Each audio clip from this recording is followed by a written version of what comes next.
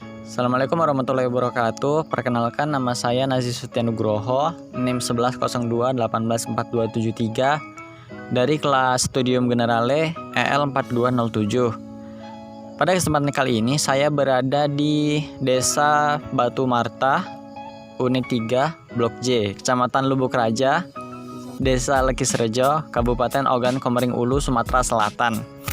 Nah, mayoritas pekerjaan atau mata pencaharian dari penduduk Desa Batu Marta ini adalah petani karet, dan mayoritas dari mereka juga berpenghasilan dari sana dan menghidupi mereka dari nyadap karet itu, baik sebelum maupun di saat pandemi seperti ini.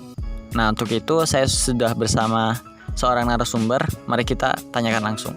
Boleh perkenalan dulu, Mas? Ya, kenalkan, nama saya Fajar Irawan atau sering dipanggil Idrum. Oke, jadi Masnya ini udah mulai nyadap tuh dari tahun berapa, Mas? Saya dari tahun 2014-an. 2014, berarti udah 7 tahun ya, Mas ya? Lumayan lama juga ya. Nah, berarti selama 7 tahun ini penghasilan Masnya itu full dari nyadap aja atau ada sumber penghasilan yang lainnya, Mas? Ya, dari cuman nyadap aja. Nyadap aja ya? Nyadap aja, nggak ada yang lain. Ada yang lain. Tapi dari nyadap ini cukup ya, Mas ya, buat memenuhi kehidupan? Ya, alhamdulillah cukup. Alhamdulillah. Nah, untuk tentang COVID-nya sendiri nih, Mas. Kan COVID kan udah 1 tahun berlalu ya, Mas ya? Ya. Nah, itu berpengaruh nggak sih pandemi COVID ini terhadap petani karet kayak Masnya ini dari segi penghasilan? Waktu baru-baru datang COVID itu ada sedikit pengaruh ya. Soalnya harga karet drastis nurunnya itu. Kalau Pengaruh. sekarang sih mulai udah naik lagi dan alhamdulillah. Memang sebelum turun itu harganya berapa, Mas, kalau boleh tahu? Dulu itu sebelum turun 10.000, sekalinya turun langsung jadi 6.000 per kilo. 10.000 tuh per kilo.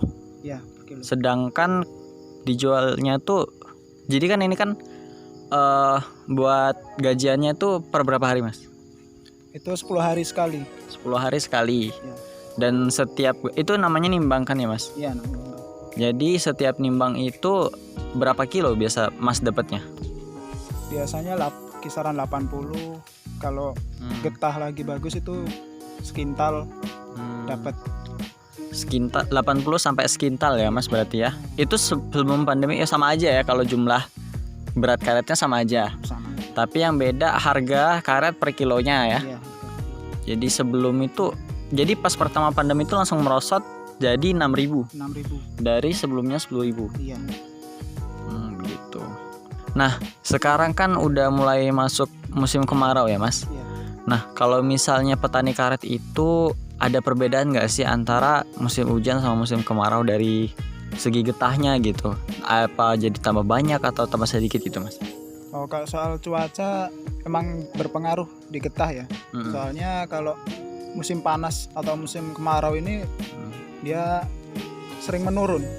Jadi angka timbangan kita malah jadi kecil. Jadi musim kemarau getahnya merosot ya, menyusut ya. Iya. Turun, kurang getahnya. Oh gitu. Jadi malah banyaknya itu di musim hujan ya, Mas ya. Iya. Oke. Oh ya, Mas, tadi ada yang kelupaan tuh pertanyaannya. Tadi kan Mas tadi kan bilang ketika pertama pandemi itu kan sempet ngedrop kan harga karet ya, sempet turun. Nah, itu mulai stabil kembali tuh berapa bulan semenjak pandemi, Mas? Itu kurang lebih setengah tahunan. Setengah tahun. Setengah tahun. Berarti Baru sekitar akhir 2020 ya, Mas? Iya, Baru bagus lagi harganya. Mas ini udah berkeluarga apa belum, Mas? Kalau saya belum. Belum ya? Belum. Si jomblo berarti. Ya. Pacar ada, Mas? Nggak ada. Nggak ada. Oke. Jadi penghasilan Masnya ini buat Masnya sendiri atau bagi buat orang tua atau gimana, Mas? Ya, buat sendiri juga buat orang tua. Buat sendiri juga buat orang tua ya. Oke. Kalau dari Masnya sendiri ada cara nggak sih, Mas, buat itu kan Masnya tadi bilang kalau musim kemarau kayak gini kan getahnya mulai menyusut ya, Mas? Iya. Itu alternatif atau solusi dari Masnya atau petani di desa sini tuh gimana, Mas? Kalau rata-rata orang sini biasanya dikasih perangsang getah ya. Perangsang getah tuh bentuknya apa, Mas? Dia kayak obat vitamin buat getah memang, jadi memang buat nambah getah itu khusus. Itu nanti ditaruhnya di pohon kayak pupuk gitu mas? Bukan, di apa, jadi ini biasanya dioleskan di bekas sadapan, misalnya ada pohon kan kulitnya yang disadap itu, nah diolesin di bagian itu. Oh, bekas sadapannya itu ya mas? Iya. Yang ngalir getah itu ya? Ah, Oh gitu. Selain itu ada lagi mas? kalau selain itu nggak ada sih kayaknya. Ada ya? Jadi cuman perangsang getah itu Perangsang aja ya? getah itu, Mas. Nah terus untuk perawatannya sendiri mas, kalau masnya ini nyadapnya berapa hektar karet mas? Kalau saya megang 2 hektar. Megang 2 hektar ya. Untuk perawatannya itu gimana mas? Apakah ini kan kalau kita lihat di sini kan ini kan kebunnya masnya ya. Kondisinya ini termasuk bersih atau enggak mas? Kondisi kayak gini? Termasuk bersih kalau saya. Termasuk bersih ya. Nah untuk perawatannya tuh berapa bulan sekali, berapa minggu sekali mas? Atau nyemprot atau babat atau apa gitu mas? Kalau perawatan soal tempatnya ini paling 2 bulan atau 1 bulan sekali ya, kita pasti buat bersihin sekitaran pohon karet supaya enak pas nyadap. Untuk masalah pohon mungkin 3 bulan sekali kita kasih pupuk organik juga ada, terus pupuk kimia juga ada, sama pupuk organik ya. Oh gitu. Perawatan yang lain-lain gitu? Untuk yang lain nggak ada, cuman paling bersihin sekitaran pohon sama pemupukan aja udah cukup. Kalau untuk hama mas, kalau di petani karet itu ada hamanya nggak sih? Hama Yang nggak ada mengganggu sih. Soal hama getah. kurang sih. Kalau mengganggu getah itu mungkin karena kurang pupuk, kekurangan pupuk. Jadi Bisa getahnya kurang. getah kurang. Kalau hama gitu nggak ada ya? Kalau sama nggak Karena hewan yang mau makanin karet juga nggak ada ya mas ya? ada. Oke.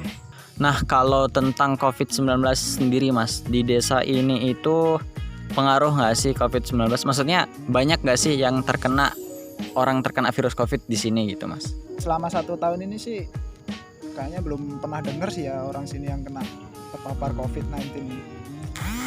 Dan kayaknya gimana ya, kalau soal paparan kan dia menyerang imun ya. Iya. Kan orang sini ini imunnya kuat-kuat, soalnya tiap hari Bangun pasti pagi ya. bangun pagi terpapar matahari setiap hari. Hmm. Jadi kayaknya jarang sih yang kena. Oh berarti Malah nggak ada. nggak ada ya, nggak pernah dengar ya? Nggak pernah dengar orang sini yang kena.